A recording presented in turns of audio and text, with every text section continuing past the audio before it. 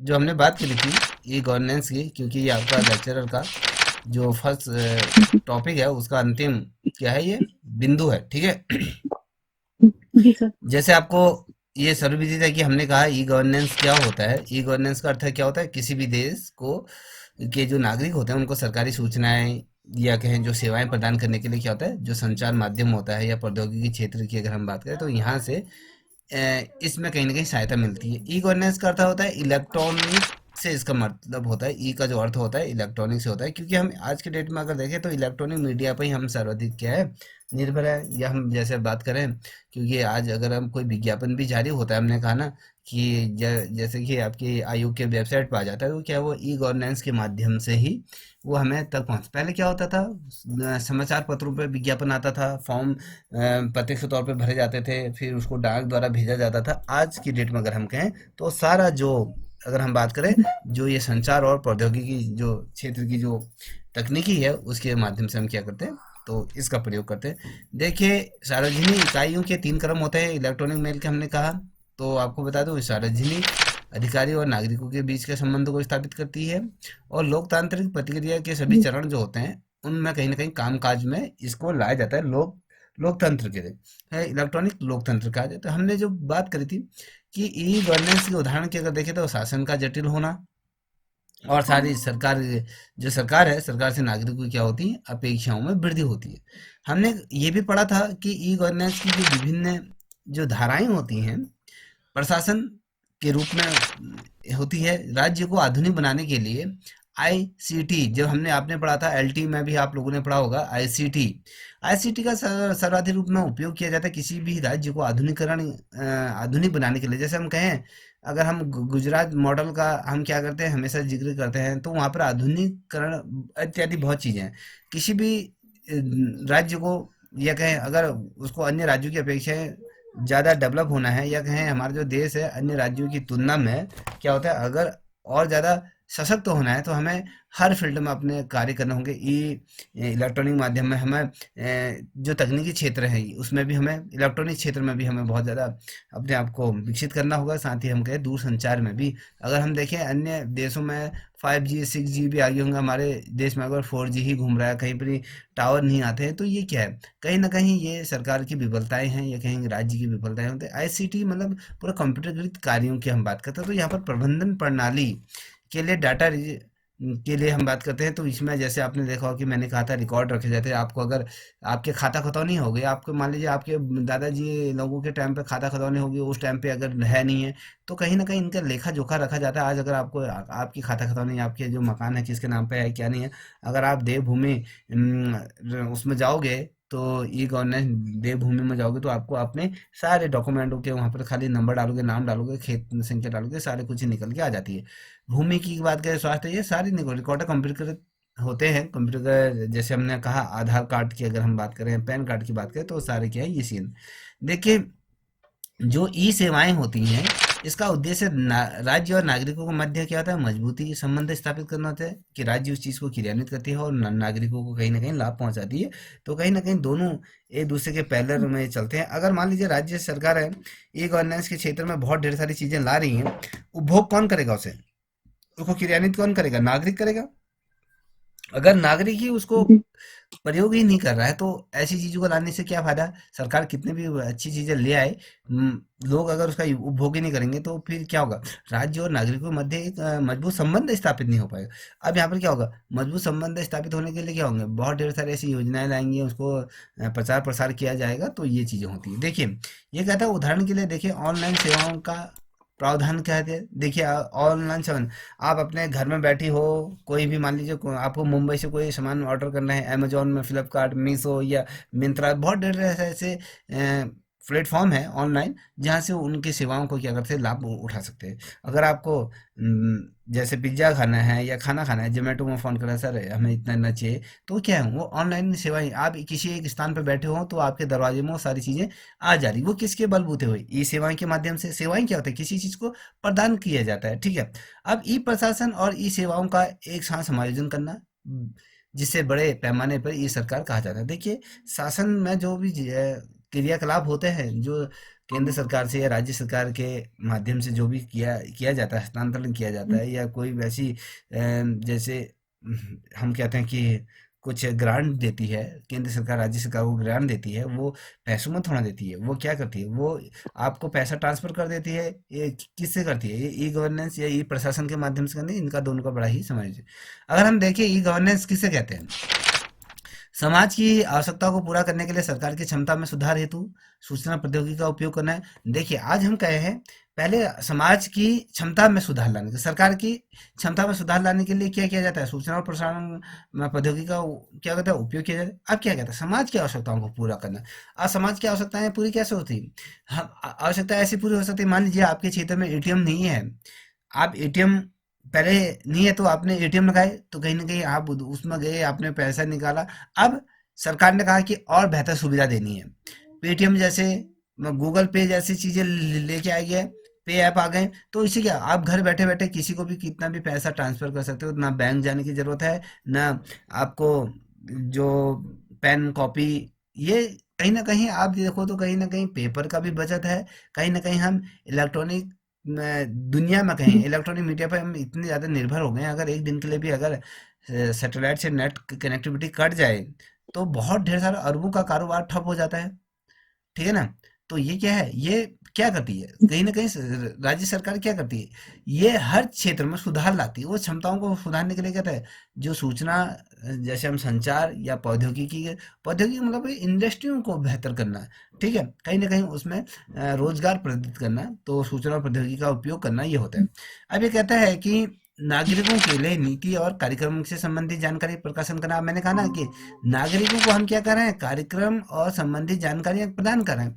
आप देख रहे होंगे पुष्कर सिंह धामी द्वारा अगर कोई चीजें लागू की जा रही तो उसमें पेपर में उसका प्रचार प्रसार हो जाता है। आपने अगर रोडवेज की बसें देखी होंगी, बसों में भी उनमें पूरा कटआउट लग जाता है। आप रोड में जाते हो तो बड़े बड़े कटआउट आपको देखने को मिल जाते हैं। इससे क्या होता है, आपकी नज़रें उधर पड़ती हैं। अगर उधर पड़ती हैं तो आपको वो चीज़ें देखने को मिलती है, आपके मन में भी कहीं ना कहीं दो पल के लिए आता है, हाँ ये चीज़ें हमें लेनी चाहिए। अब मान लीजिए आप कोई क्लास ले रही हो, यूट्यूब में ही पढ़ रही हो, तो यूट्यूब में पढ़ते पढ़ते अचानक बीच में मोदी सरकार का एक स्लोगन आ जाता है, आप उसको कितना भी हटाना चाहोगे नहीं हटेगा, क्योंकि वो आपके सामने वो चीज़ें ला रहे हैं, आपके दिमाग में वो घुस रहा है, कौन कि यार मोदी सरकार ने ये काम किया, ये है, वो जबरदस्ती आपकी उसमें घुस रहा है। तो कहीं ना कहीं नागरिकों को नीतियों कार्यक्रमों की जानकारी क्या है, प्रसारित करना है, उनको जानकारी क्या है, देनी है। ये कहता है कि यहाँ ऑनलाइन सेवाओं के अतिरिक्त सरकार की योजनाओं की सफलता के लिए आईटी का क्या था उपयोग करता है। आईटी का मतलब क्या होता है, जैसे आपने आईसीटी पढ़ा था, आईटी क्या होता है बताइए। इंफॉर्मेशन टेक्नोलॉजी की बात करेंगे, आई जी। है ना? तो हम उसका प्रयोग कैसे, अगर हम कहें आईटी सेल, अगर आपने देखा होगा बीच में, मुझे लगता है आपने यूट्यूब देखते होंगे, ठीक है, जी। विद्या, जी। अगर क्वेश्चन आ रहा है तो समझ में मुझे उत्तर दीजिएगा, यहाँ पर जल्दी हट जाइए। ये मुझे बताइए, आईटी सेल आपने नाम सुना होगा, इसका मतलब क्या होता है, इसका काम क्या होता है, बता सकती है विद्या?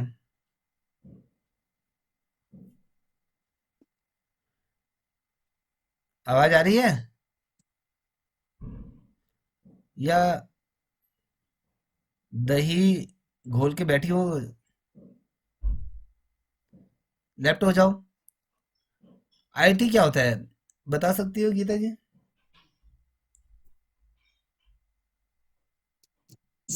सर, जैसे नागरिक नागरिक और शासन के बीच में कम्युनिकेशन का होना, ये तो नहीं होगा सर? हाँ, नहीं, देखिए आईटी जो होता है, क्या इंफॉर्मेशन टेक्नोलॉजी की हमारी कहेंगे, हम इंफॉर्मेशन कैसे दे सकते हैं। देखिए आपने देखा होगा कि बीच में जब लोकसभा के चुनाव हुए थे, जी। हर पार्टी क्या करती है, जी। उसका एक आईटी सेल होता है कि वो एक जगह पे बैठे बैठे पूरे भारतवर्ष में मोदी सरकार की, कांग्रेस की या अन्य क्षेत्रीय दलों की अच्छाइयों को कैसे पहुंचाए। जैसे आप लोगों के बीच अगर कोई मुंबई में आईटी सेल में बैठा है, इंफॉर्मेशन टेक्नोलॉजी में बैठा है, तो वो तमाम चीजें आपके पास तक वो सारी चीजें पहुंच जाती हैं। कैसे पहुंचती हैं, कहीं ना कहीं, क्योंकि सारा आज के डेट में क्या है, ऑनलाइन का है, तो ऑनलाइन के माध्यम से कहीं ना कहीं हमारे जी। बीच वो पहुंच जाते हैं, तो कहीं ना कहीं इसका प्रयोग करते हैं। और सरकार के लक्ष्य और जो विकास लक्ष्यों को प्राप्त करने में मदद करती है। कहीं ना कहीं ये चीजें क्या होती है, जनता के समक्ष पहुंचाए जाते हैं हम, तो वो चीज़ें लक्ष्य और विकास को क्या कहते हैं, विकास और लक्ष्य को प्राप्त करने में मदद मिलती है। कहीं न कहीं इससे सरकार को बहुत बड़ा बेनिफिट होता है कि हमारा दिमाग कैसा है, किसके प्रति हमें झुकना चाहिए, किसका प्रचार-प्रसार। आजकल आपने देखा होगा, पहले जैसे प्रचार-प्रसार होता था चुनाव का, अब उस प्रकार से नहीं होता है। समझ में? अब जी क्या हो गया? अब सिर्फ़ जी सरकार को पता है कि यार सबके पास मोबाइल फ़ोन है।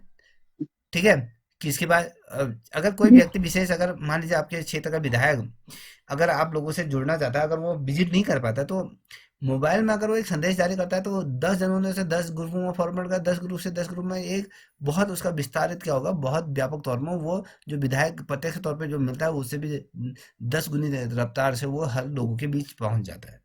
ये क्या होता है, ये हमें आईटी टेक्नोलॉजी का ही प्रयोग किया है। हम इंफॉर्मेशन टेक्नोलॉजी के माध्यम से उसका उपयोग करके सरकार क्या करता है, विकास लक्ष्यों को प्राप्त करने में कहीं ना कहीं मदद करेगी। अब हम कहते सर, हैं, जैसा हम बोलिए। मन मस्तिष्क पे मतलब पॉजिटिव असर डालना। हम्म, हम्म। अपनी चीजों को आपके सामने प्रस्तुत करना, ठीक है, कि मैं जी बेहतर जी कर रहा हूँ, मैं अपना बेहतर कर रहा हूँ। बेसिकली हमारे यहाँ पर ये नहीं है कि कोई बेहतर कर रहा है नहीं कर रहा है, हमारा मतलब ये है कि हम इंफॉर्मेशन हमें कैसे किन माध्यमों से मिल रहा है, ई माध्यम से मिल रही है, अगर हम कहें सोशल मीडिया के माध्यम से मिल रही है, ये सारा क्या है, कहीं ना कहीं संचार प्रौद्योगिकी के माध्यम से हमें ये सारी चीजें उपलब्ध हो रही है। ठीक है, अब यहाँ पे देख पा रहे जी ई लोकतंत्र की अगर बात करते हैं, तो राज्य के शासन में समाज के सभी वर्गों की भागीदारी सुनिश्चित करने हेतु आईआईटी का उपयोग किया जाता है। राज्य की क्या है, शासन में समाज के सभी वर्गों की भागीदारी। देखिए, समाज के सभी वर्ग, चाहे कोई भी वर्ग हो, उनकी भागीदारी कितनी है, वो सारी सुनिश्चित करने के लिए सरकार क्या करती है, जो इंफॉर्मेशन टेक्नोलॉजी का प्रयोग करती है, इसके अंतर्गत क्या होता है, चीज़ों को पारदर्शिता से, मान लीजिए कोई सरकार गरीबों के लिए कोई योजना ला रही है। अब मान लीजिए कोई दूरस्थ क्षेत्रों में रहते हैं, रिमोट एरिया में रहते हैं, उनको कैसे पता चलेगा, ना पेपर आता है ना कुछ आता है। तो लोगों के माध्यम से, अगर उसके गांव के आसपास अगर कोई बंदा है, कोई लोग हैं, चाहे वो कटआउट के रूप में हो, या चाहे वीडियो कॉल के माध्यम से हो, या फिर कहें हम जाहिर फेसबुक के माध्यम, अलग अलग माध्यम है जहाँ से वो चीज़ उसका होता है। तो सब ये सरकार की कोई योजना लाए, उसकी पारदर्शी क्या हो, उसके उपयोग क्या होने होना चाहिए, ये अगर ये होगा तो सरकार उसके प्रति जवाबदेह होगी, लोगों की भी भागीदारी पर ये जोर दिया जाता है। इनमें क्या होता है, जैसे इन नीतियों का ऑनलाइन खुलासा, ऑनलाइन शिकायत। देखिए, मैंने आपसे कहा था कि ऑनलाइन शिकायत क्या होता है। मान लीजिए आपको मुख्यमंत्री पोर्टल में शिकायत करनी है कि आपके गांव में बिजली, बहुत लंबे समय से बिजली की चोरी हो रही है, बिजली नहीं आ रही है, आपको शिकायत करनी है। आपने जिलाधिकारी से मिलके, अन्य जगहों अधिकारी से मिलके, उसका भी कोई नित्यांत त्वरित कार्रवाई नहीं हो रही है, और आपने सीएम पोर्टल पर डाल दिया है, तो जैसे आपने ऑनलाइन शिकायत कर दी, तो उसका निवारण तो तत्काल होता है। ठीक है, 24 घंटे के अंदर अंदर वो आपके समस्या का समाधान करने का इसमें प्रयत्न किया जाता है। ई जनमत होता है, संग्रह होता है, जैसे हम कहते हैं, आप देख पा रहे पहले से। सूचना का अधिकार जैसे ना सर। हाँ, तो ये तमाम चीजें सूचना का अधिकार है, हम ये हम ऑनलाइन करते हैं इसको। ठीक है, जी हम यहाँ पर क्या करते हैं, प्रत्यक्ष तौर पे नहीं, हम इनको ऑनलाइन करते हैं। ऑनलाइन जैसे हमने कहा, अब मान लीजिए मैं क्या कर रहा हूँ, जैसे कोई ग्रुप में आप लोगों का जब लिंक शेयर करना है, तो मैं प्रत्यक्ष तौर पर उसमें क्या लिंक शेयर करता हूँ, और उसमें कोई जुड़ा ना जुड़ा वो उसकी जवाबदेही है। मैंने उसको भरा, उसको जी किया, तो आप लोग जुड़े, तो हम आपस में कम्युनिकेशन कर पा रहे हैं। तो ये ई जनमत क्या होता है, ई जनमत आप ये हम लोगों के बीच किस प्रकार से कम्युनिकेशन कर रहे हैं, उसका संग्रह किस प्रकार से कर रहे हैं, तो ये सारी चीजें होती है। अब हम यहाँ पर कहते हैं कि उत्पत्ति की बात करते सर। हैं, तो हाँ बोलो।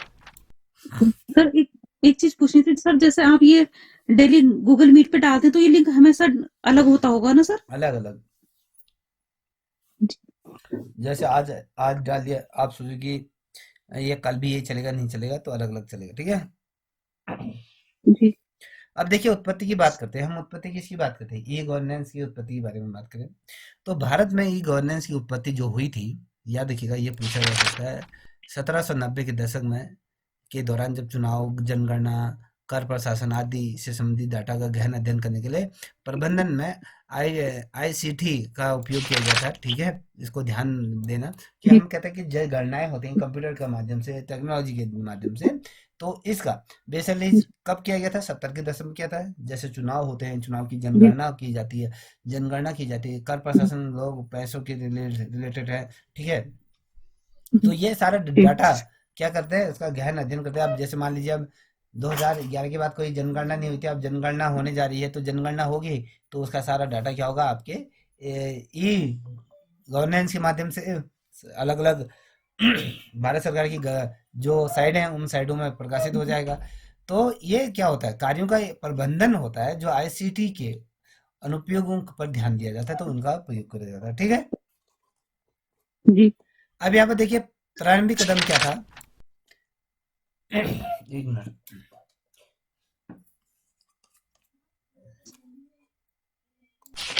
एक मिनट है बेटा। जी जी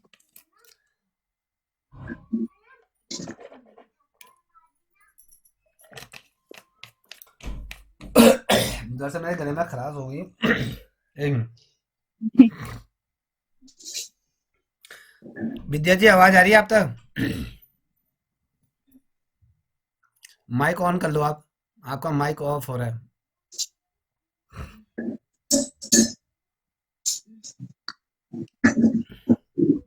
आप बोलिए। जी अब सर, आ रही है आप? कहाँ से हो आप? सर मैं बेसिकली तो मैं चमोली से हूँ हम्म, सर। टिहरी में ससुराल है। अच्छा, पढ़ाई समझ में आ रहा नहीं आ रहा है? आ रहे हैं सर जी। ठीक है, नियमित क्लास ले सकते हैं आप। ठीक है ना। सर ये टाइम सही है क्लास का ना? तो मतलब ये 9 बजे से या दरअसल 9:30? ये ग्रुप हमारा पेड ग्रुप है, क्योंकि मैंने तो ये जनरली उस ग्रुप में आपका शेयर कर दिया है। अगर आपको क्लास लेनी होगी तो जैसे गीता जी और आज तो कुछ आज भैया दूज है इस वजह से नहीं जुड़ पा रही, तो आपको उधर आना पड़ेगा, दूसरे हमारे उसमें आना चाहिए, ठीक है ना। चलिए हम पढ़ा आगे जी बात सर। करेंगे। आपको जब मेरे से बात करनी होगी तो मेरे नंबर पे जिससे लिंक शेयर हुआ है उस पर आप मुझे कॉल कर सकते हैं, ठीक है। चलिए हम इसमें पढ़ जी सर। चलिए ठीक है। अब यहाँ पर देख पा रहे होगे, हमने कहा कि प्रारंभिक कदम की बात करें कि ई गवर्नेंस के अंदर हम जब प्रारंभिक कदम करते हैं, तो जब मैंने कहा कि भारत में ई गवर्नेंस की जो उत्पत्ति हुई थी वो 1917 में हुई, जब आम चुनाव हुए थे या कहें जनगणना हुई थी या कर हुआ था, ये जो हम कहते हैं जो बजट से रिलेटेड ये तुम। अब प्रारंभिक कदम, पहले शुरुआती कदम क्या था? 1970 में इलेक्ट्रॉनिक्स विभाग की स्थापना भारत में ई गवर्नेंस की दिशा में पहला कदम था। क्वेश्चन क्या बनता है, क्वेश्चन पूछा जाता है कि भारत में ई गवर्नेंस की दिशा में जो पहला कदम उठाया गया था वो किस वर्ष उठाया गया था? तो आपको ये बताना है, वहां पर आएगा 1970 आएगा, 1980 आएगा, 1972 आएगा। तो आपको पता होना चाहिए 1970 में ये हिस्सा है। जो जो ये स्थापित किया गया था वो किस रूप में स्थापित किया गया था? ये इलेक्ट्रॉनिक विभाग के रूप में स्थापित किया गया था। याद रखें, भारत में इलेक्ट्रॉनिक विभाग की स्थापना जो की गई थी ई गवर्नेंस की दिशा में। देखिए, पूछा जाएगा कि किस रूप में ई गवर्नेंस को पहले किस रूप में स्थापित किया गया था भारत में? 1970 में इलेक्ट्रॉनिक्स विभाग के रूप में स्थापित किया था। बाद में इसको कहीं ना कहीं एक दिशा दी गई जिसे इलेक्ट ई गवर्नेंस की दिशा में पहला कदम था, क्योंकि इसमें सूचना और संचार का ध्यान केंद्रित किया गया था। देखिए, हमने कहा कि सूचनाओं का आदान प्रदान प्रसारण की बात करें, जैसे कि प्रसारण कैसे, जैसे आपके सामने अगर मैं ये पीडीएफ खोल के रखी है, आप इसे देख पा रही हैं। अगर मैं इसे बंद कर दूं तो आप नहीं देख पाओगे। कहीं ना कहीं ये क्या है, संचार है। संचार में कम्युनिकेशन है, आप और आपके और मेरे बीच क्या है, कम्युनिकेशन हो रहा है। किससे हो रहा है? ये पे संचार के माध्यम से हो रहा है। संचार जो चाहे हम टेलीफोन के जो हमारा नेट खर्च हो रहा है, जो हमें सुविधाएं दी हुई हैं सरकार ने, संचार। और सूचनाएं क्या होती है, हमें कोई सूचनाएं प्राप्त करनी है। मान लीजिए हमें जनगणना से आधारित कुछ डाटा कलेक्ट करना है, हमें ये ज्ञात करना है कि कुछ बेरोजगारों की संख्या कितनी है, कितने लोगों को रोजगार प्रदान हो गया, ये चीज। तो बेसिकली इस पे ये ध्यान दीजिएगा कि इस दिशा में जो पहला कदम उठा था वो इसलिए उठा था क्योंकि सूचना और संचार पर ध्यान केंद्रित किया गया था। साल आता है 1977 में, यहाँ पर स्थापित किया गया था। 1977 में स्थापित जो राष्ट्रीय सूचना केंद्र, जिसे हम NIC के नाम से जानते हैं। याद रखिएगा, जो NIC प्रकोष्ठ होता है ये प्रत्येक जनपद में, चाहे ये लीजिए प्रत्येक राज्य में, प्रत्येक जनपद में इसका एक प्रकोष्ठ होता है, जो इसके जो देख रेख किसके अंतर्गत होता है? डीएम के अंतर्गत, जिलाधिकारी के अंतर्गत ये देख रेख में होती है। इसका कार्य क्या होता है? एनआईसी का मतलब होता है, क्वेश्चन क्या पूछा जाता है, क्वेश्चन आपके वहां पर पूछा जाएगा कि एनआईसी क्या है, इसका फुल फॉर्म क्या होता है। तो आपको पता होना चाहिए, ये राष्ट्रीय सूचना विज्ञान केंद्र है, या कि इसको दूसरे रूप में ये कहा जाता है। अब ये देखिए, ये क्या होता है, 1977 में भारत में स्थापित जो राष्ट्रीय सूचना विज्ञान केंद्र, जिसे हम एनआईसी के रूप में जानते हैं, तो ये सभी जिला कार्यालयों में कंप्यूटरीकृत के लिए यहाँ पर के लिए जो जिला सूचना प्रणाली कार्यक्रम की शुरुआत की गई। याद रखिएगा, क्वेश्चन पूछा जाता है कि ई ई गवर्नेंस के अंतर्गत जो एनआईसी होता है, इसका जो गठन प्रत्येक जनपद में कहाँ किया जाता है, प्रत्येक जनपद में किस लिए रूप में किया जाता है। तो प्रत्येक जनपद में इसलिए किया जाता है क्योंकि कंप्यूटरीकृत आंकड़ों को संग्रह करने का। अब मान लीजिए, 2 पल के लिए ये सोच लीजिए, आप अपने हस्बैंड लोगों से भी पूछ सकती हैं, प्रत्येक जनपद में एक तो इकाई होगी एनआईसी, जिसे हम कहते हैं कि राष्ट्रीय सूचना विज्ञान केंद्र के, जिसे हम जिला, अगर हम जनपद की बात करते हैं तो जनपद में क्या होता है, जिला सूचना कार्यालय से कहा जाता है, जिला सूचना प्रणाली भी से कहा जाता है। तो ये गठित किया जाता है। तो इसको, इसका काम क्या होता है, इसको भी थोड़ा समझने की कोशिश कीजिएगा। जितना भी डाटा पूरे जनपद में, मान लीजिए 2 पल के लिए हमें ये पता करना है कि केंद्र सरकार द्वारा कितना पैसा जारी किया गया है, हमने उसमें कितना खर्च कर दिया गया है, कितने कितने विभागों को हमने पैसा अलॉट कर दिया है, और पूरे जनपद में कितने ऐसे जोन है जो बहुत ज़्यादा सेंसिटिव जोन है। क्योंकि ये क्या करता है, जो एनआईसी होता है, ये क्या होता है, सैटेलाइटों से भी कनेक्ट होता है, पूरे मौसम की जानकारी लेता है। अगर मान लीजिए कहीं पर कोई आपदा है, जैसे केंद्र राज्य सरकार कभी येलो अलर्ट कभी रेड अलर्ट जारी करती है, किसके माध्यम से जारी होते हैं, ये एनआईसी के माध्यम से जारी होते हैं। ये जो आपदा प्रबंधन केंद्र होता है, तो ये पूरी इसका मॉनिटरिंग जीपीआरएस से कनेक्टिविटी रहती है। और सबसे बड़ा कार्य अगर हम देखें, जब आप टीचर बन जाओगे तो जिसमें चुनाव होगा, चुनाव में क्या होता है, पूरे जनपद में मान लीजिए 15-20 हजार कर्मचारी हैं, 15-20 हजार कर्मचारियों का डाटा आपको क्या करना है, सेव करना है। सेव करना है, उनकी अलग अलग विधानसभाओं में बूथवार उनकी क्या लगानी, आपको ड्यूटी लगानी है। तो उसके लिए सबसे ज़्यादा कारगर सिद्ध जो होता है, कंप्यूटरीकृत किया जाता है। तो कंप्यूटर में क्या होता है, सभी नाम टाइप किए जाते हैं, तो कंप्यूटर के आधार पे जो आपके पोलिंग बूथ हैं, पोलिंग बूथ को सेलेक्ट किया जाता है, तो उसमें फिल्टर लगाया जाता है, तो उसको क्या किया जाता है, रैंडमाइजेशन, वो तुरंत फटाफट फटाफट दो जो कार्य, अगर मान लीजिए कोई कार्य अगर अगर हम मैनुअली करें उसको, तो उसको कम से कम 8 से 9 महीने उसको मैनुअल करने में लग जाएंगे, या कहें 6-7 महीने लग जाएंगे। तो ये क्या करता था, कुछ ही सप्ताहों में ये कर देता है, एक आध महीने में चीज़ों को संग्रह करने के बाद फिर लास्ट में क्या होता है, 10 मिनट का, 20-25 मिनट का भी समय नहीं लेता होगा, सारी चीज़ें फटाफट फटाफट करके वो गणनाएं करके कहाँ को कहाँ फेंकना है, कितनी रिजर्व रखना है, क्या रखना है, वो सारी चीज़ें ये फटाफट करते थे। तो इसकी जो स्थापना की जब हम बात करें, याद रखिएगा, क्वेश्चन क्या पूछा जाता है, पूछा जाता है कि राष्ट्रीय सूचना केंद्र की स्थापना किस वर्ष की गई थी।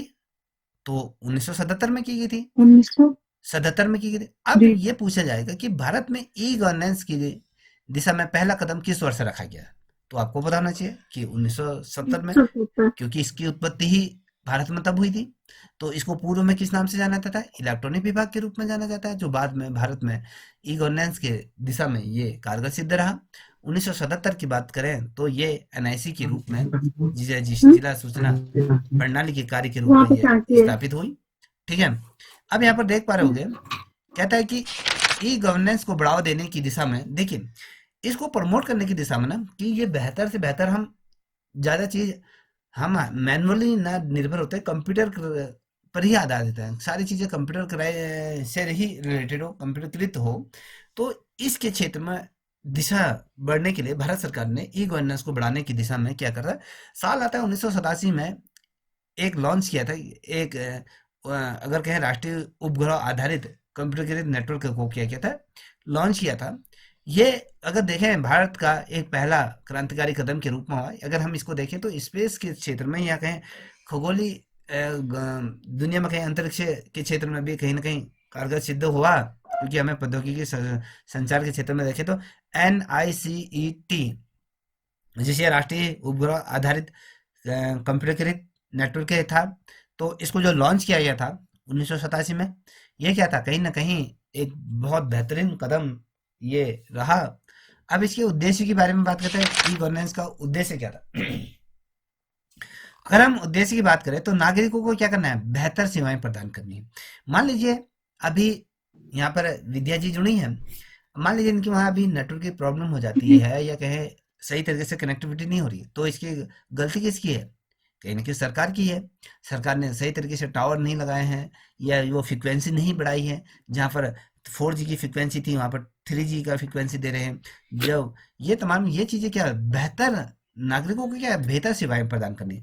अब आप किसी रेस्टोरेंट में खाना खाने के लिए जाते हैं, अगर वहाँ का वेटर आपको क्या करेगा, बड़े प्यार से चीज़ें परोस रहा है, आपको दे जा रहा है, मैडम ये लीजिए, आपको जो टॉवल भी दे रहा है, हाथ पोंछने के लिए भी, पानी भी, आपके हाथ धोने के लिए भी पानी ला रहा है, आपके सब बर्तन बड़े सलीके से उठा रहा है, जो जिस जगह पे बैठे वहाँ पर से जूठा भी साफ कर रहा है, तो आप उससे ज़्यादा प्रभावित होंगे या फिर कोई जो ला रहा है दनादन करके फेंक के जा रहा है आपके सामने भड़ा भड़ करके, तो किससे ज़्यादा प्रभावित होंगे, आप क्या कहोगे।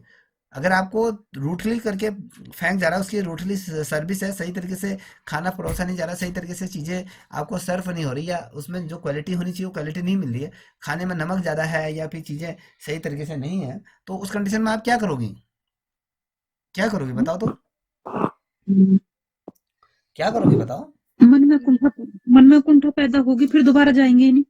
तो ये तो मन में बाद में कुंडा, उससे पहले क्या कदम उठाओगे विद्या जी, आप बताओ क्या कदम उठाओगे। सर उसका बहिष्कार करेंगे।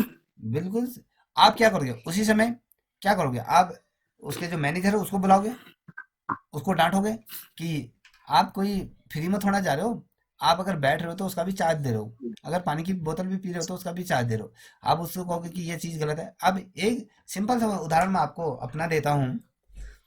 पिछले ही कुछ एक आध 2 महीने पूर्व ही मैं एक मोती महल, इंडिया का बड़ा फेमस रेस्टोरेंट है, तो मैं उसमें खाना खाने के लिए गया, मैं अपने वाइफ और बच्चों को ले गया था। तो मैंने एक तंदूरी चिकन ऑर्डर करा था, तो उसको ग्रिल करके लाने के लिए कहा था, तो उसने क्या करा, सिर्फ 10 मिनट के लिए अंदर वो ले आया।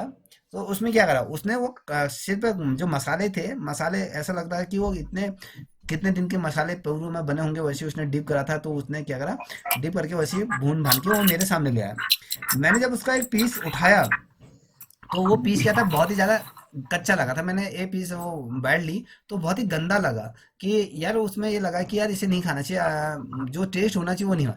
तो मैंने उसके मालिक को बुलाया, मैंने कहा वेटर को बुलाया, मैंने कहा अपने मालिक को भेजो। उसके मालिक को भेजा, मैंने कहा सर ये कितना गंदा बना रखा है कि ये अगर हम यहाँ पर पे दे रहे हैं, हम जीएसटी भी चार्ज करें, हर चीज़ चार्ज करें, तो आप हमें ऐसा सर्व करोगे। तो उसने सॉरी कह के फिर दोबारा नया पीस, नया ग्रिल करके वो दोबारा लाए। तो हमारा मतलब है कि हाँ, मैं कह रहा हूँ कि इसमें कह रहे हैं नागरिक को बेहतर सेवा है। अगर आप किसी चीज को अगर पे कर रहे हो, मान लीजिए आपने टेलीकॉम कंपनी को अगर नेटवर्क के क्षेत्र में पैसा पे करा है, तो आप शिकायत करोगे ना कस्टमर केयर पे कि मेरा नेटवर्क नहीं चल रहा है, मैंने आपके उसमें लिया, अगर आपको देना है तो दीजिए, अन्य नहीं तो हम तो आपका ये जो इसको हम पोर्ट करा लेंगे दूसरी कंपनी में। तो जहां पर क्या होगा, उसकी जो बेहतर सरकार क्या करेगी, बेहतर से बेहतर सेवाएं प्रदान करेगा। अब बेहतर क्यों करेगा, उसको कहीं ना कहीं आप देखिए, अगर आपको बेहतर सेवाएं प्राप्त हो रही तो वो फ्री फॉकट तो नहीं हो रही ना, उसके एवज में भी सरकार आपसे क्या कर रही है, अच्छा खासा पैसा ले रही है, वो फ्री कॉस्ट नहीं दे रही आपको, ये इसलिए वो झुक रही। ठीक है, ये समझ में गए, नागरिकों को बेहतर सेवाएं प्रदान करना, पारदर्शिता और जवाबदेही होने का पालन करना चाहिए। अगर कोई चीज गलत है, कोई पारदर्शी, आप कहोगे स्पष्ट से चीजें होनी चाहिए। अगर कोई सूचनाएं भी मिल रही है तो स्पष्ट होनी चाहिए। अगर वो कोई सूचना, अगर मान लीजिए आपने मुझे, मेरे से आपने कोई सूचना मैंने मैंने ऑनलाइन आपको दी, तो उसकी अथेंटिकता होनी चाहिए। अगर आपने किसी कार्यालय से सूचनाएं प्राप्त करी, वो पारदर्शी होनी चाहिए। अब अगर वो गलत हुई तो उसकी जवाबदेही किसकी होगी, उसकी जवाबदेही का भी तो सरकार को। सरकार की होगी या उस विभाग की होगी, वो जवाबदेही उसकी होगी। अब मान लीजिए आपकी गलत सूचना दी, वो आपकी चीजें गलत होगी, तो वो क्या होगी। अब मान लीजिए इसका एक सिंपल सा उदाहरण देखिए, अभी आप लोगों ने शायद मुझे लगता है लेक्चरर का फॉर्म भर लिया होगा, अगर उसमें कोई सूचनाएं अगर आप गलत फिल करती हैं, तो उसमें जवाबदेही किसकी हो जाती है, हमारी क्या आयोग आयोग की होंगी, आपकी होंगी। हमारी सर। आयोग स्पष्ट तौर पे कह देता कि मेरी इससे कोई जवाबदेही नहीं है, ये जवाबदेही आपकी होगी। आप अगर मान लीजिए आपने कोई गलत सूचनाएं बोली, आपका चयन भी हो गया, तो वो चयन से आप वंचित हो जाओगी, ये जवाबदेही किसकी बनी है, तो ये आपकी होगी। अब जब आपकी यहाँ पे जवाबदेही बन नहीं है, तो अगर कोई सूचना आपको गलत देती है तो उसकी जवाबदेही क्या होगी? उस विभाग की होगी, आप होगी, तो हम उसमें केस करेंगे। अब यार आप मान लीजिए आपने कह रखा है कि आपके इंटर में मान लीजिए 2 पल के लिए आपके इंटर में वहाँ पर आपके कुछ 47% है, आपने वहाँ 58 कर दिया, तो जिसमें आपका डॉक्यूमेंट वेरिफिकेशन हो रहा है, लास्ट टाइम पे डॉक्यूमेंट सब कुछ हो गया, क्लियर हो गया, आपको ज्वाइनिंग के लिए आपका सिर्फ डॉक्यूमेंट वेरिफिकेशन हो रहा है, तो वहाँ पर गलती, उस गलती के चक्कर में आप अपनी नौकरी से हाथ धो बैठोगे, उसमें जवाबदेही वो कायो कहेगा हमने तो पूर्व में स्पष्ट तौर पर उल्लेख किया था, वो जवाबदेही आपकी होगी। हमने तो पारदर्शिता के तौर पे आज बड़े बड़े शब्दों में स्पष्ट तौर पे लिखा था, ये जो तमाम चीजें हैं ये किसकी होंगी, इसमें आपने पढ़ा नहीं, क्यों नहीं पढ़ा? वहां पर सही चीजें, वहां पर क्या होगी, वो जवाबदेही आपकी बन जाएगी, आपने वो नौकरी आपकी बन लगाई नौकरी आपके हाथ से छूट जाएगी। इसलिए अगर कहीं पर आपके फॉर्म में अगर प्रवक्ता की उसमें कहीं गलती हो रही है, तो अभी आपको मौका दिया जाएगा सुधारने का, ना उसका प्रिंट आउट निकाल लीजिएगा, उसमें एक एक चीजें देख लीजिएगा, ठीक है? इतना मुझे जी लगता है समझ गए होंगे। अब देखिए अगला बिंदु है सूचनाओं के माध्यम से लोगों को सशक्त बनाना। अब सूचनाओं के माध्यम से सशक्त कैसे करना?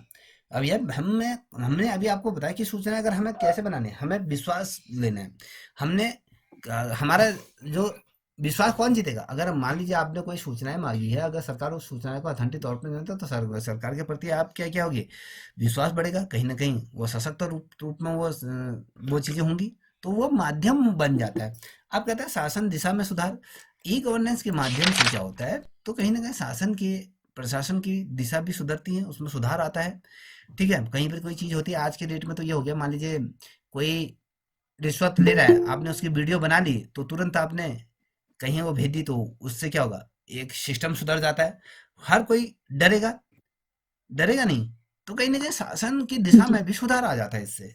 तो आज की डेट में आप देख लीजिए, अगर कहीं हॉस्पिटल में जाइए, चली जाइए, अभी मैंने कोई एक पिछली दफे उत्तराखंड में एक बहुत ज्यादा रील वायरल हुई थी, एक वीडियो वायरल हुई थी, जिसमें पिथौरागढ़ की बच्ची कुछ 12-13 में पढ़ती थी, कुछ ऐसी कॉलेज करती थी, उसने क्या करा था, कोई हॉस्पिटल में गई, तो हॉस्पिटल के स्टाफ वालों ने उससे बहुत ज्यादा वो गलत तरीके से व्यवहार करा होगा, तो उसने उसका वीडियो बना के सोशल मीडिया में डाला था, तो पूरे प्रदेश में हड़कंप मच गया कि स्वास्थ्य, उत्तराखंड की स्वास्थ्य सेवाएं कैसे हुई थी।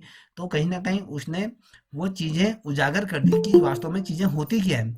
जब वो चीजें उजागर हुई, तो वहां से मुख्यमंत्री कार्यालय, चाहे सचिव हो, चाहे चाहे हम कहें आपके कुमाऊं कमिश्नर हो, सारे चीजें हड़कंप मच गया था। तो तत्काल उस जिले के जिलाधिकारी को भी स्पष्टीकरण कर दिया गया, क्योंकि क्या शासन, अभी जब जिलाधिकारी का स्पष्टीकरण हुआ है, तो ये लेके चले ना कि ये शासन के माध्यम से शासन व्यवस्था में कहीं ना कहीं सुधार आया, उसकी दिशा में सुधार आया, आया नहीं आया? जी अब जी सर। जो पहले लचीले, जो चीजें लचीली चल रही थी, अब उसमें क्या है, कहीं ना कहीं सशक्तता आ गई, कहीं ना कहीं उसमें जो चीजों को कहीं ना कहीं गलतियां कम करने से कम होने की कोशिश की जाती है।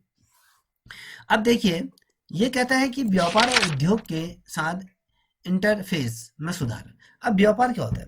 अब आप हम तो कहते हैं कि अंतर्राष्ट्रीय स्तर पर बड़ा व्यापार होता है, उद्योगों का कभी अगर कहें तो बड़ा ही अलग अलग, चाहे रिलायंस इंडस्ट्री की बात करें या फिर अडानी की बात करें, ये बड़े बड़े जो उद्योगपति हैं, तो ये व्यापार क्या होता है, ई अगर ई शासन ना हो, ई ई इलेक्ट्रॉनिक मीडिया ना हो, इंफॉर्मेशन और टेक्नोलॉजी ना हो, तो ये चीज जितनी ग्रोथ आज हमारा देश कर रहा है वो कभी नहीं कर पाता, ठीक है ना? तो ये देखिए, अब ये कहता है कि ई गवर्नेंस के स्तंभ क्या होंगे, स्तंभ क्या होंगे? पहला स्तंभ होगा हम लोग, आप लोग होंगे। उसकी प्रतिक्रिया कैसे होनी चाहिए? क्या लोगों को सर्टिफाई कर रहा है, नहीं कर रहा है? जब कोई चीज क्रियान्वित की जाती है, मान लीजिए कोई फोन लॉन्च हुआ, मान लीजिए कोई फोन लॉन्च हुआ, एप्पल का लॉन्च हुआ, तो उसका परफॉर्मेंस कौन चेक करके बताएगा?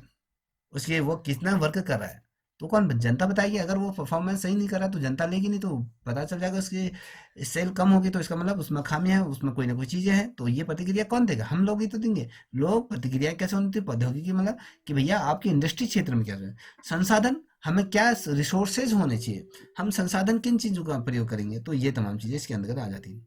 अब देखिए, ई गवर्नेंस में सहभागिता के प्रकारों के बारे में बात करते हैं। G2G, यहाँ पर टू 2G की अगर हम बात करें तो सरकार से सरकार तक होता है।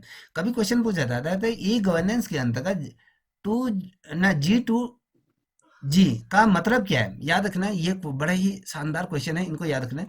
जो ये है ना, कभी भी क्वेश्चन पूछा जा सकता है। जैसे आप एलटी में कह रहे थे ना कि सर हमारा तो ना आउट ऑफ सिलेबस क्वेश्चन आ गया था, आउट ऑफ पूरा पेपर आ गया, हमने पढ़ा था और जो बच्चों ने नहीं पढ़ा था वो हमसे अच्छे नंबर लाए। अरे उन बच्चों ने डीप पढ़ा था, आपकी तरह थोड़ा कि कभी ये पलटा है कभी वो पलटा है, ये नहीं। जो बच्चा जितना डीप पढ़ेगा, जिसके कॉन्सेप्ट क्लियर होंगे, फैक्चुअल प्रश्न वैसे ही साहब क्लियर होते जाते हैं। इसमें देखिए, ई गवर्नेंस में सहभागिता के प्रकार की जब हम बात करते हैं कि G2G, यानी ये क्या करता है, सरकार से सरकार के बीच का ये कोऑर्डिनेशन करता है। और G2C का जो मतलब होता है वो क्या करता है, सरकार और नागरिकों के बीच किस प्रकार से संवाद हो रहा है, क्या चीजें चल रही हैं। और G2B, मैं कल क्वेश्चन पूछूंगा, याद रखना। अगर विद्या जी आप जुड़ोगे तो तब आपसे भी पूछेंगे, अन्यथा फिर हम जो हमारे ग्रुप जी में जुड़े हैं उन्हीं से पूछेंगे। तो याद रखना, G2 से G2B, यानी सरकार से व्यापार के बीच में, इंडस्ट्री फोरम के बीच में क्या हो रहा है, ये व्यापार, ये सहभागिता, इनके बीच कोऑर्डिनेशन चल रहा है। और G2E, यानी सरकार से कर्मचारी, जैसे मान लीजिए हम कर्मचारी, हम सरकार अगर कोई बोनस लाती है, दीपावली का बोनस देती है, मान लीजिए आपको तो नहीं दे रही ना, आपको मिला, आपके पति जी ने आपके लिए कहा होगा, ले बेटा जाओ अपने लिए ये लो, मैं 2,000 रुपये दे रहा हूँ, बच्चों के भी कपड़े लाना, जितने बचेंगे तुम भी कुछ कर ले लेना। अब उसमें बच्चों के लिए कपड़े पूरे नहीं हुए तो 2,000 में तुम्हारे लिए क्या बने, तो तुमने क्या करा, तो तुम्हें कौन दे रहा है, एक तरह से ये लेके चलो कि तुम कहीं पर एडजस्ट नहीं कर रहे हो। अब यहाँ पर क्या रहा है, ये जो है सहभागिता, उसमें जो पैसा आपके पति ने आपको दिया वो पति और आपके बीच का सहभागिता, वो संबंध है। अब यहाँ पर क्या हो रहा है, जैसे मान लीजिए आपके पति को दिवाली का बोनस मिला 5-10 हज़ार रुपया, तो वो सरकार और कर्मचारी के बीच का है, ठीक है ना, कि किस प्रकार से वो वर्क कर रहा है। और देखिए, ये कहता है कि ई गवर्नेंस से भारत नवाचार, मतलब कि इनोवेटिव आइडियाज लाने हैं। हम कहते हैं नई नई चीजें को हम किस प्रकार से ला सकते हैं, ठीक। जैसे मान लीजिए आपके हृदय मन में आया कि यार कुछ नई एक्टिविटी होनी चाहिए, भारत में कुछ नई चीज आनी चाहिए, ये अलग अलग, कहने के मतलब है कि आइडियाज आना, नवाचार, तो नए नए विचारों का उदय होना, ये होता है। अब देखिए, यही चीज जो मैंने आपको बताई, ये आपको इस चार्ट के बता दिया। अगर हम कहें सेंट्रल गवर्नमेंट की कहें, लोकल गवर्नमेंट की कहें, ठीक है, सिविल सर्विसेज की बात करें, तो ये बिजनेस की बात करें, एनजीओ की बात करें, तो ये अलग अलग फॉर्मेट आपके सामने देख पा रहे हो, एक चलचित्र। अब यहाँ पर देखिए, थोड़ा सा हम इनकी तरफ बढ़ेंगे, तो ये कार्यक्रम और वितरण दिया गया। मान लीजिए एक पहला पॉइंट हम ले रहे हैं, भूमि प्रोजेक्ट जो कर्नाटक कर्नाटक के अंदर था, कर्नाटक में ये भूमि प्रोजेक्ट चला था। भूमि अभिलेख की ऑनलाइन डिलीवरी किस प्रकार से हुई थी, देखिए ये जो भूमि अभिलेखों की ऑनलाइन डिलीवरी का मतलब होता है कि भैया भूमि के अंदर का जो सरकार के द्वारा जो इसमें सराहनीय जो कार्य किया गया था, वो क्या ऑनलाइन हुआ। तो इसका मतलब क्या होता है, यहाँ पर देखिए कि भूमि प्रोजेक्ट कर्नाटक के 6.7 मिलियन किसानों हेतु 20 मिलियन ग्रामीण भूमि के रिकॉर्ड को कंप्यूटरीकृत वितरण के लिए एक स्थायी गवर्नेंस परियोजना ये लागी। जितने भी मान लीजिए कि कर्नाटक के अंतर्गत, कहने का मतलब है कि 60 लाख से ऊपर, कि 60 लाख से ऊपर के आसपास, थोड़ा ये लेके चलो, साढ़े साढ़े 60 लाख के ऊपर अगर मैं बात करूं, तो इतने किसानों को, इन किसानों के जो 20, इतने जो कर्नाटक में इतने किसान थे, तो इन किसानों के जो 20 मिलियन, मतलब ये लेके चलो कि 1 मिलियन कितने में होता है, 1 मिलियन कितने में होता है, 1 मिलियन कितना होता है, बताइए। 1 मिलियन का 1 करोड़ पर। मारूंगा, 1 मिलियन का मतलब होता है, आपने देखा होगा कि यूट्यूब में कोई, इंस्टाग्राम में कहते हैं कि मेरे 4 मिलियन हो गए, 3 मिलियन हो गए, सुना है 10,000। बेटा, 10,000 मारूंगा मुंह में, ठीक है। यहाँ पे देखो, यहाँ पे जहाँ पर के आता है ना, ये के, यहाँ पर मान लीजिए ये क्या है, ए के का मतलब होता है कि 1,000, ठीक है। अब यहाँ पर 1, ये लाख दिया रहता है, ठीक है, वो लाख हो जाए। अब यहाँ पे जब हम कहते हैं कि 10 मिलियन की, जब हम 10 लाख जब होते हैं, जब 10 लाख लोग जुड़ेंगे, जब किसी, मान लीजिए किसी यूट्यूब में 2 मिलियन उसके फॉलोअर हैं, तो कहने का मतलब है कि 10 लाख पर 1 मिलियन होगा, कितना होगा, 10 लाख पर 1 मिलियन। 10 लाख लोग अगर जुड़े होंगे किसी व्यक्ति से, उसका 1 मिलियन। अब मान लीजिए बहुत ढेर सारे ऐसे चैनल होंगे, ऐसे आपने यूट्यूब में देखे होंगे, कोई ऐसे बहुत से इंस्टाग्राम में रील देखेंगे, कुछ ऐसी बच्चियां जो डांस करती हैं, हैं तो उनके 10 5 4 मिलियन फॉलोअर होते हैं। मतलब कि है ना, 1 मिलियन फॉलोअर गेन करने के लिए उनको 10 लाख लोगों की जरूरत थी। तो मान लो कितने लाख लोग, अगर किसी ने 4 मिलियन अगर किसी के हैं, तो उसके कितने सब्सक्राइबर होंगे? 40 लाख। 40 लाखों का वो प्रतिनिधित्व कर रहा है, लगाओ। अब ये कहता है कि यहाँ पर कहता है 20 मिलियन, ये लेके चलो कि 1 मिलियन का इतना होता है, तो ये लेके चलो कि 20 मिलियन ग्रामीण जो रिकॉर्ड थे, जो भूमि भूमि के रिकॉर्ड थे, उनको कंप्यूटरीकृत किया गया था। कहाँ? कर्नाटक में। ये जो ई स्थायी गवर्नेंस परियोजना की है। कभी क्वेश्चन पूछा जाता है कि भारत में भूमि प्रोजेक्ट, भारत में किस राज्य के अंतर्गत इसको क्रियान्वित किया गया था, जहां पर भूमि अभिलेखों की ऑनलाइन डिलीवरी की गई थी, वो राज्य कौन सा है? तो आपको पता होना चाहिए, अगर आपने डीपली पढ़ा होगा तो वो बता दोगे कर्नाटक। बहुत से बच्चों से पूछोगे, नहीं आएगा, मैं लिख के दे रहा हूँ। देखिए, पूछा जाएगा भूमि प्रोजेक्ट, भूमि अभिलेखों की ऑनलाइन डिलीवरी किस राज्य के अंतर्गत क्रियान्वित किया गया था, तो आप कहोगे भैया कर्नाटक, तो ठीक है। अब पूछा जाएगा कि कर्नाटक के अंतर्गत कितने लाख ग्रामीणों की ऑनलाइन रिकॉर्ड जो दर्ज किया गया कंप्यूटर में, तो आपको कि 20 मिलियन ग्रामीण भूमि के क्या किया गया था, रिकॉर्ड दर्ज कराए गए थे। तो ये स्थायी तौर पे पर 20 हाँ हाँ पर 20 20 मिलियन में कितने हुए फिर? 2 लाख, 2 लाख सर? हाँ, लेकिन नहीं। एक एक तो ये 1 मिलियन का मतलब होता है 10 लाख। ठीक है, अब लगा लो, एक का 10, 1 लाख का ये लेकर चलो करोड़ में आ जाएगा। ठीक है, तो इसको मल्टीप्लाई कर लो, 10 लाख को 20 से मल्टीप्लाई कर लो, वो निकल आएगा, 1 करोड़ के आसपास पहुंच जाएगा। ठीक है, अब यहाँ पर देखिए, अब यहाँ पर खजाने, ये कर्नाटक में सरकारी ट्रेजरी सिस्टम का एंड टू एंड ऑटोमेशन का मतलब होता है कि कर्नाटक राज्य सरकार ने क्या करता है। हमने यहाँ पर सरकार से सरकार की बात करी थी, ये यहाँ पर आ रहा है, दिखाई दे रहा जी है? जी। जी सर। ये क्या है, यहाँ पर देखिए, ये कह रहा है कि कर्नाटक राज्य में सरकार से सरकार तक G2G ई शासन की पहली शुरुआत यहाँ पर से हुई, पहल यहाँ शुरू हुई। याद रखिएगा, ये पहल यहाँ शुरुआत है।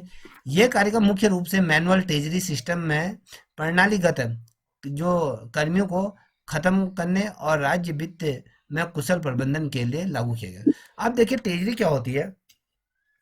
ट्रेजरी का मतलब होता है जितना भी प्रत्येक जनपद में, प्रत्येक राज्य के प्रत्येक जनपद में एक ट्रेजरी होगी, और जनपद में मुख्य ट्रेजरी होती है, और जनपद में जितने ब्लॉक होंगे अलग अलग उप कोषागार होते हैं।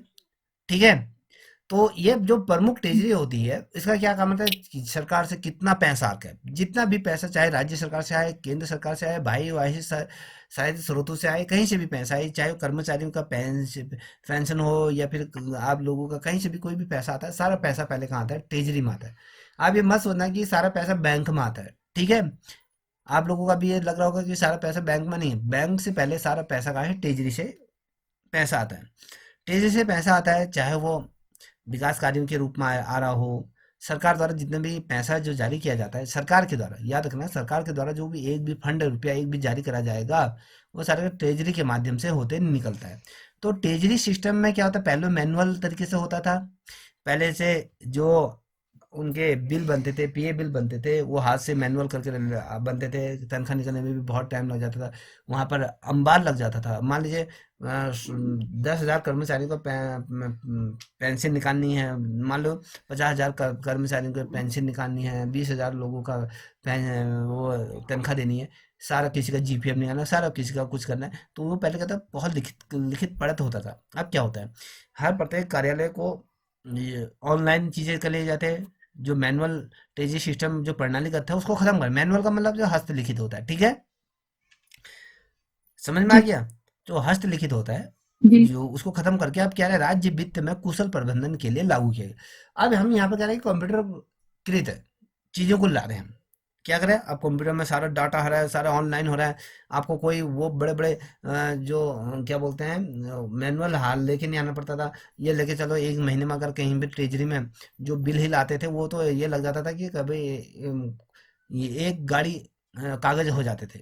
बहुत ढेर सारे कागज इतना हो जाते थे कि वो कागज का भोर जो था भार, उसको कम करना। ठीक है। अब यहाँ पर देखिए, तीसरा बिंदु कहता है ई सेवा आंध्र प्रदेश। ये ई सेवा का जो प्रारंभ किया गया था आंध्र प्रदेश। ठीक है। अभी कह रहा है, हम कहते हैं कि G2G का जो प्रयोग किया गया था वो कर्नाटक राज्य में सरकार टू सरकार से, ये पहल यहाँ से स्टार्ट हुई थी। जब हम ई सेवा आंध्र प्रदेश से करते थे, इसे सरकार से नागरिक और ई बिजनेस से नागरिक सेवा प्रदान करने के लिए बनाया गया।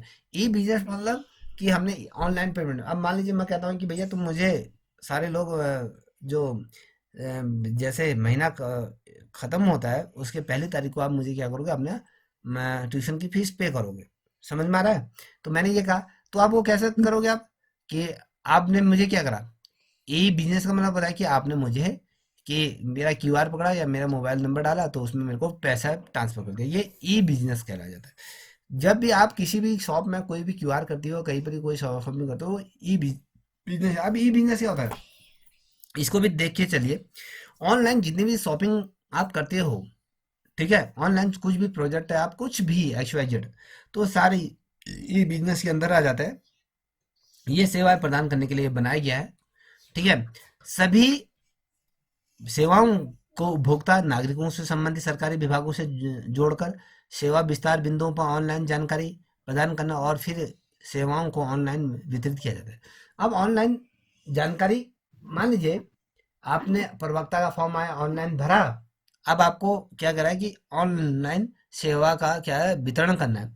मान लीजिए कि 6 अप्रैल को आपका पेपर होने जा रहा है, और आपको मार्च में आपको क्या हो गया, एडमिट कार्ड इशू कर दिए और वितरण कर दिया। ऑनलाइन आपको क्या कर दिया, एडमिट कार्ड वितरण कर दिए। आपने ऑनलाइन प्रिंट आउट निकाल लिया। पहले से क्या होता था, एडमिट कार्ड घरों में आता था, याद है आपको? जी। अब आते हैं, बताओ। ऑनलाइन। अब आपके क्या, जो कोई भी फॉर्म भरते हो, क्या उसका एडमिट कार्ड घर आता है आपका? नहीं, ऑनलाइन निकालना पड़ता है। तो ये ऑनलाइन निकालना पड़ता है, तो ये इसे हम क्या कहेंगे,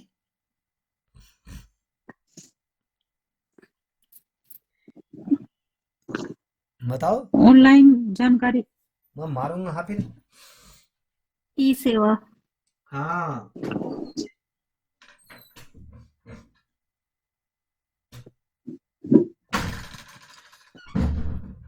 हमने इसे क्या कहा, ई सेवा के रूप में हमने इसको लिया। अब देखिए, यह योजना नागरिकों के बीच विशेष रूप से उपयोगी बिलों के भुगतान के लिए लोकप्रिय हो गई है। अब मान लीजिए आपने रेस्टोरेंट में गए, अरे भाई वाले मोमो खिला दे 1 प्लेट। उसने कहा मैडम 50 रुपए का, अरे ठीक है। कहेगा मैडम खुले पैसे देना, मेरे पास वो नहीं हो, तो आप क्या, आपने क्यूआर पकड़ा, सेट करके आपने क्या उसमें पेमेंट कर दिया। ठीक है ना।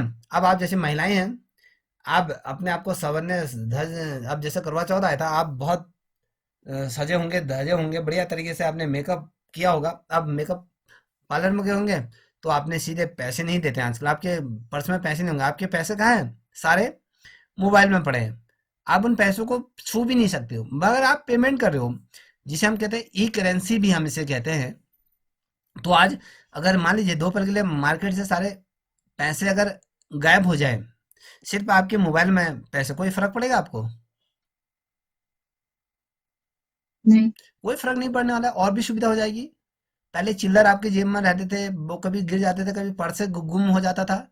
तो आज आपके डेट, अगर मान लीजिए 2 पल के लिए आपका मोबाइल आज खो भी जाता है, क्योंकि किसी को मुझे मिल भी जाता है, तो मैं आपका वो फोन पे का यूज ही नहीं कर सकता। क्यों? क्योंकि उसमें पासवर्ड है, बिना आपके परमिशन के वो हो नहीं सकता है।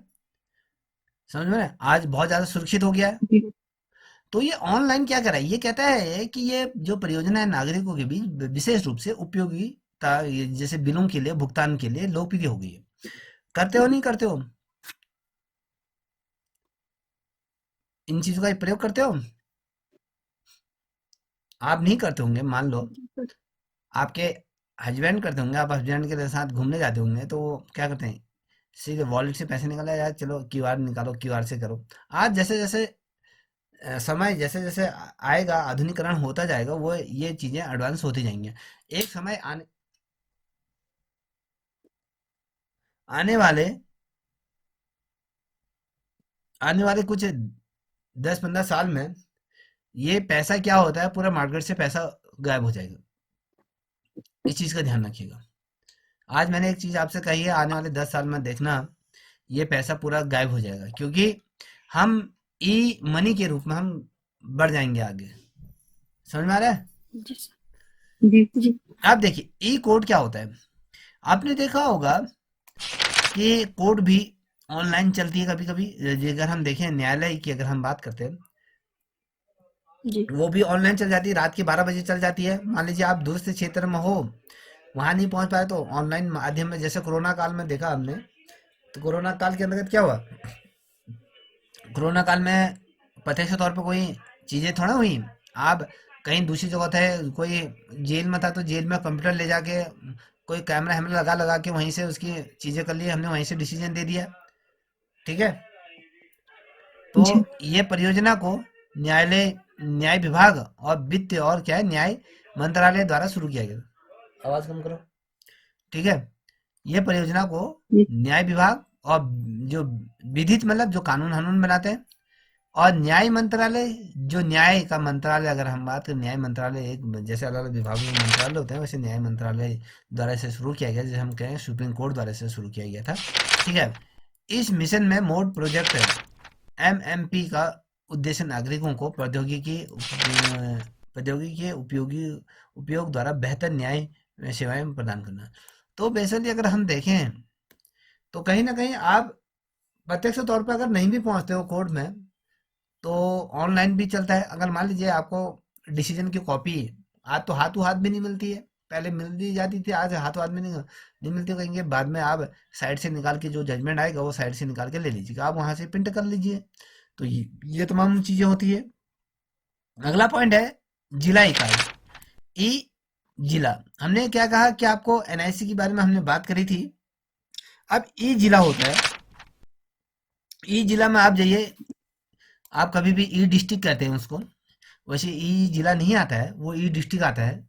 आप जब आप मान लीजिए आप जिस जनपद को आप अपने गूगल में ई डिस्ट्रिक्ट करके डालोगे, ठीक है, तो जी।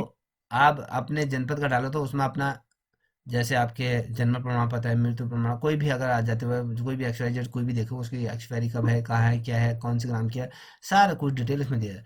तो इससे प्रौद्योगिकी सूचना प्रौद्योगिकी विभाग द्वारा से शुरू किया गया था। किसके द्वारा शुरू किया गया था? प्रौद्योगिकी विभाग द्वारा किया गया था, ई डिस्ट्रिक्ट को शुरू किया गया था। एक मिनट। हाँ, हेलो हेलो, हाँ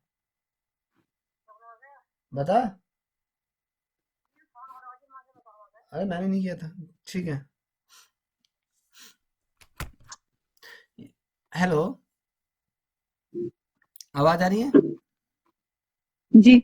देखिए, आप जैसे अभी जैसे क्लास खत्म होगी तो ई डिस्ट्रिक्ट को डालोगे, तो आपको इससे क्या होगा, सारी चीजें पता चल जाएगी। ई डिस्ट्रिक्ट से क्या होता है, सूचना प्रौद्योगिकी विभाग द्वारा, कभी क्वेश्चन पूछा जाए ई डिस्ट्रिक्ट को किसके द्वारा प्रारंभ किया गया था, याद रखना, किसके द्वारा प्रारंभ किया गया था, आपको ये पता होना चाहिए, सूचना प्रौद्योगिकी विभाग द्वारा इसे शुरू किया गया था।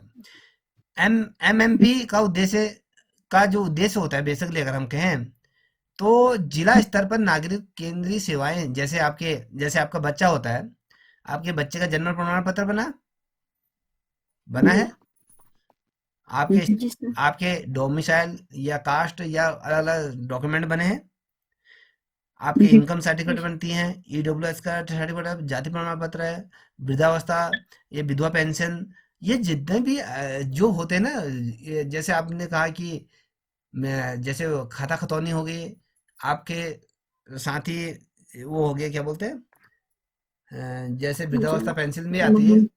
बहुत ढेर सारी ऐसी चीजें हैं जो बेसिकली परिवार रजिस्टर की नकल।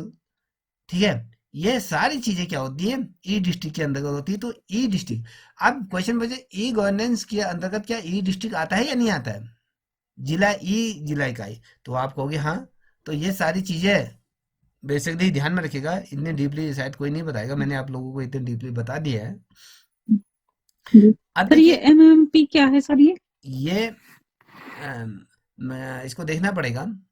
यह है मिशन मोड प्रोजेक्ट है, सॉरी यहाँ पर देखो लिखा है, ठीक है, मिशन मोड प्रोजेक्ट है ये। इसका मैं मिशन, एक मिशन मोड का मतलब प्रोजेक्ट, एक मिशन ऐसा नागरिकों के लिए स्टार्ट किया गया है कि जिससे कि एक जगह पर व्यक्ति विशेष बैठकर इस ई कोड का उपयोग कर सकता है। जैसे हमने कहा, कहने बेसिकली ई कोड का ही नहीं, ई जो यहाँ पर ई एजुकेशन या कहे ई जो हम पढ़ रहे हैं, ई गवर्नेंस की जब बात करते हैं, तो यहाँ पर जहाँ पर ये सारी चीजें आ जाती, ई एजुकेशन, ई कोर्ट, ई हेल्थ, ई कुछ भी अगर लगे तो जहाँ पर ये शब्द आते हैं तो ये आ जाता है।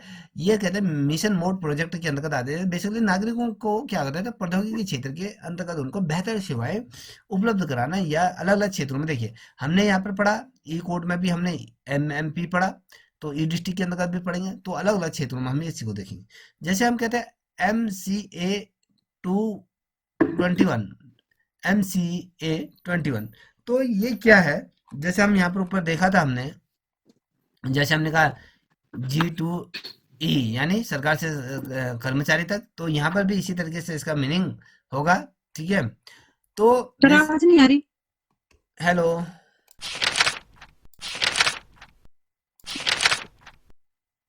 आवाज नहीं आ रही?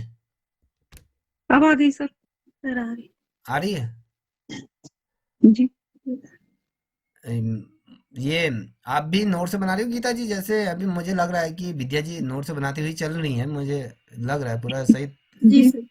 विद्या जी सही जी। तरीके से पढ़ कर रही हैं, अच्छी बात है विद्या जी, इसी प्रकार से करते रहिए, निश्चित रूप में सिलेक्शन होगा, ठीक है ना। जी। आप भी गीता जी, आप भी बनाना, ठीक है। जी बनाती हूँ सर। ठीक है। सर अब वैसे तो आप भी दोगे ना नोट्स तो सर? ये है, ये आप आपके पास बुक पहुंच जाएगी, उस बुक में सारी चीजें हैं, ठीक है। वो मेरे हस्त निर्मित नोट से ही हैं, उसको मैंने टाइप करके वो जी। दिया है, तो आपको नोट से वो नहीं करना है, तो उसको पढ़ लेना। जो अभी बना रहे हो वो आपके लिए बेहतर है, ठीक है। आप अपने हिसाब से बना रहे हो, अब मेरे नोट्सों पे अब मैं कर रहा हूँ तो मैं तो ये दे दूंगा। जी। आपको समझ में कब आता है? देखिए जी। किसी भी व्यक्ति को किसी दूसरे के नोट्स पे निर्भर नहीं होना चाहिए। अब मैं नोट्स बना रहा हूँ, वो जी। मैं अपनी समझ के आधार पे बना रहा हूँ। अब गीता जी आप बना रही हो, जी। विद्या जी बना रही हैं, तो ये आप अपने अपने समझिए, आपको किस तरीके से याद हो रहा है वो आप अपने हिसाब से बनाते हैं, ठीक है ना। जी बीच बीच में अपने हिसाब से लिखते भी हैं सर, बिल्कुल तो सही, समझ में नहीं आता तो। बिल्कुल सही करती है। जी। तो यहाँ पे देखिए MCA 21, ये जो होता है ये कोऑपरेटिव मामले होते हैं। मैंने कहने का मतलब है कि जो बड़े बड़े जो कोऑपरेटिव घराने, मतलब जो कंपनी हैं, जो बिजनेसमैन घरानों की हम बात करते हैं, तो इसके अंतर्गत ये होता है। तो ये परियोजना का उद्देश्य कंपनी अधिग्रहण अधिनियम के तहत पंजीकृत इलेक्ट्रॉनिक सेवाएं होती हैं, इन सेवाओं का क्या करते हैं ये सिम। तो बेसिकली अगर ये देखा जाए तो इसका पूछा नहीं जाएगा ये बेसिकली अब क्वेश्चन पूछा जाता है कि MCA 21 क्या है। ये कोऑपरेटिव जो मामले होते हैं, जितने भी बड़े बड़े, मान लीजिए अडानी हो गया, अंबानी हो गया, जो बड़े बड़े कोऑपरेटिव जो सोसाइटी या फिर इंडस्ट्रियां होती है, इनसे संबंधित है ये जो मामले होते हैं, मंत्रालय के होते हैं। इसमें क्या होता है, इसमें कंपनियों में को इलेक्ट्रॉनिक सेवाएं प्रदान करना होता है। इसके अंदर क्या होता है, ऑनलाइन सुविधा है, आवंटन। मान लीजिए केंद्र सरकार कहती है कि हमने अडानी को 25 टन 25,000 टन गेहूं सप्लाई कर दिया, ये कर दिया, और नाम परिवहन निगम पंजीकरण शुल्क ऑनलाइन भुगतान, ये सारी चीजें रिकॉर्ड रिकॉर्ड देखना पड़ता है, कार्यालय पता, ये तमाम चीजें इसके अंदर दी है। अब देखिए यहाँ पर, यहीं आज हम यहाँ तक देखेंगे, ये 7 पॉइंट देखो। ई ऑफिस बेसिकली अगर देखा जाए तो ई ऑफिस का बेसिक उद्देश्य जो होता है वो प्रशासनिक सेवा और लोक शिकायत विभाग द्वारा शुरू किया गया था। ई ई ऑफिस किसके द्वारा शुरू किया, क्वेश्चन पूछा जाता है। देखिए क्वेश्चन क्या बनेगा, दो क्वेश्चन बना रहा हूं, उसको ध्यान से देखिएगा कि प्रशासन सुधार और लोक शिकायत विभाग द्वारा शुरू की योजना का क्या नाम है, ठीक है, क्या नाम है? फिर से ई क्वेश्चन, ऑफिस। ई ऑफिस है। अब मैं कह रहा हूं निम्नलिखित में से ई ऑफिस किसके द्वारा संचालित किया गया है। ठीक है, मैं दे रहा हूं कि निम्नलिखित में से किसके द्वारा प्रशासन सुधार नहीं, निम्नलिखित में से ई ऑफिस किसके द्वारा शुरू किया गया। तो आप वहां पर अगर चार ऑप्शन आ गए तो वहां पर आपको लिखा प्रशासन सुधार और लोक शिकायत विभाग द्वारा। कभी क्वेश्चन इसका आगे लोक शिकायत और प्रशासन और विभाग ये दिया जाता है, उल्टा सीधा आगे पीछे दिया जाता है, तो आपको पता होना चाहिए प्रशासन सुधार और लोक शिकायत विभाग द्वारा इसे शुरू किया गया था। इसका उद्देश्य क्या था कि इसका उद्देश्य कार्यालयों में कम से कम कागज है, जो हम कहते हैं पेपरलेस का प्रयोग करना और प्रयोग द्वारा सरकार की परिवहन क्षमताओं में सुधार लाना। मान लीजिए आप मेरे ऑफिस आई, आपने अपना रिज्यूम लगाया, आपने मुझे सारे डॉक्यूमेंट, मान लीजिए आपने इंटर से लेके आपने जितने भी हाई स्कूल से लेके जितने भी आपने उच्च शिक्षा ग्रहण करी, सारे एक सारी फोटो कॉपी लगा के मान लीजिए 10-15 पन्ने हो गए। ठीक है, और उसके आपने फोटोज जी लगाई अपनी, उसमें फॉर्म फिलअप किया गया, इंक खर्च हुई, आपने मुझे मान लो बाई पोस्ट भेजा, आपका वो खर्चा हुआ, तो मेरे पास आया, मैंने क्या करा, उसको देखा, आपका देखा, आपके जो रिकॉर्ड हो मैंने उसको कंप्यूटर में चढ़ा दिया, और वो जो आपने मुझे भेजा मैंने वो उठा के उसको एक फाइल में दबा के फेंक दिया, कहीं कोने में फेंक दिया, या कहीं पे आने वाले टाइम में उसको मैंने जला देंगे या फिर उसको डिस्ट्रॉय कर देंगे। तो अब ये क्या हो, अब ये तो पेपर का बर्बादी हुई। अब मैं वही चीज आप मेरे को मेल कर देते हो, सारी चीजें आपने अपना रिज्यूम बनाए, सारे चीजें मुझे मेल कर दी, तो आपका पैसा बचा, जी मेल हो गया। तो बेसिकली इसका ये ऑफिस का बेसिक मतलब होता है कि पेपर का ना के बराबर यूज करा जाए। अगर आज की डेट में देखा जाए, मान लीजिए आप लोग जितना जो व्हाट्सएप में जितना चैटिंग करते हो, जितना तुम लिखते हो, अगर इतना चीजें अगर मान लीजिए कि ऐसा होता है कि रोज मान लीजिए पोस्ट ऑफिस का जैसे बॉक्स होता है ना, जिसमें आप लेटर पोस्ट करते हो, आपके घर में एक ऐसा ही बॉक्स होता है जो पूरा कनेक्टिविटी होती है, जैसे कि मान लो कोई उसमें पूरा इंटरनेट से वो जुड़ा होता है, आप जो भी लिख रहे हो उसका नंबर लिखा, उसके लिए मैसेज लिखा, उस बॉक्स में डाल दिया, उसने लिखा। तो अगर रोज इतने मैसेज करते हैं तो वो कितने पेपर खत्म हो जाते हैं।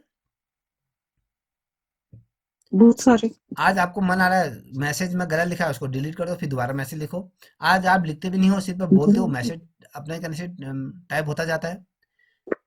तो क्या हुआ, ये क्या ना कहीं सुधार हुआ है, कहीं ना कहीं हमें जो पेपरलेस में हमें एक बहुत बड़ी कामयाबी मिली। पेपरलेस के मतलब कि कहीं ना कहीं हमने पर्यावरण को बचाने में हमने अपना योगदान दिया। एक पेड़ कट रहा है, ये पेपरों के लिए पेड़ों को बलिदान दे रहे हैं, ग्लोबल वार्मिंग बढ़ रही है, हमारा टेम्परेचर बढ़ रहा है। तो ये तमाम चीजें, ये है ई ऑफिस। अब देखिए आपने देखा होगा डिजिटल इंडिया पहल भी शुरू हुई थी। इसे इलेक्ट्रॉनिक्स और सूचना प्रौद्योगिकी मंत्रालय मिनिस्ट्री द्वारा इसे लॉन्च किया गया था। तो ये आपको, ये भारत को डिजिटल रूप में सशक्त और समाज ज्ञान आधारित ये तमाम चीजें हुई। डिजिटल इंडिया जब प्रधानमंत्री मोदी जी आए, उसके बाद डिजिटल इंडिया, वो तमाम, जैसे मैं डिजिटल इंडिया का एक शेर आया था, लोहे का बड़ा सा शेर देखा था आपने लोगो, जी। जी तो वही वाला था, ठीक है ना। तो जिसमें हमने कहा था कि हमें सभी को रोजगार देंगे, ये देंगे, फलाना ढिमकाना देंगे, वो खाली वो शेर, लोहे का शेर ही शेर बना और कुछ हुआ नहीं। तो बेसिकली आज का टॉपिक यहीं पर ही मैं संपन्न करता हूँ, क्योंकि समय भी काफ़ी ज़्यादा हो गया। मुझे लग रहा है कि थोड़ा थोड़ा टॉपिक पढ़ेंगे तो आपके दिमाग में जल्दी बैठेगा, ज़्यादा अगर लेंथी पढ़ेगा तो पढ़ने का कोई फ़ायदा नहीं है। ठीक है ना। जी विद्या जी समझ में आ रहा है जी मेरा पढ़ाया। जी सर। ठीक है, कौन से चैप्टर से भर रही हो। सर वो तो अभी सब्जेक्ट का वो रखा है, प्रवक्ता का नहीं भर सकती हूँ अभी। हाँ अच्छा। संस्कृत नहीं है बीए में। अच्छा, कोई नहीं, जैसे आप नेट की तैयारी करते हैं, नेट के लिए बहुत यूजफुल है वो। ठीक है ना। सर ये, हाँ ये आता है उसमें पूरा। हाँ हाँ, अभी अभी लोअर पीसेस की तैयारी करोगे ना, तो लोअर पीसेस में पूछा जाएगा। जी ठीक है ना।